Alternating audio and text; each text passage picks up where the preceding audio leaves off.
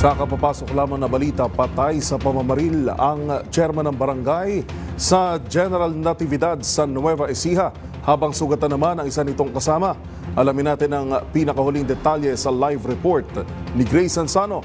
Grace, kamusta dyan? Kanya ang sinasabing biktima ng pamamaril sa bahagi ng General Mariano Llanera dito sa bayan ng General Natividad, Mariano Natividad. Ang mga biktima ay sakay ng isang sasakyan at dito biglang dumating ang gunman.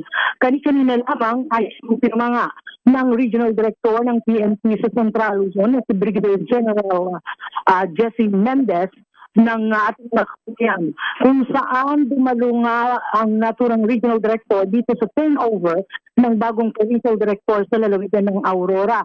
At kanina, ayon sa kanya, nadala pa sa paggamutan ang victim chairman habang ito ay nilalapatan ng lunas, pero pinawian na rin ng buhay. Habang yung kasama niya na isa ay patuloy na ginagamot. Sa ngayon ay nakatutok at inatasan na ng Regional Director ng PNP sa Central Luzon ang Chief of Police para sa agarang pagkakasakit sa likod ng pamamaril.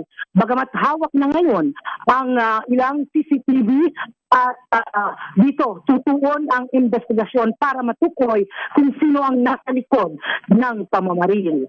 Yan ang ating flash report. Ito si RH25, Grace Sansano, una sa Pilipinas, una sa Pilipino.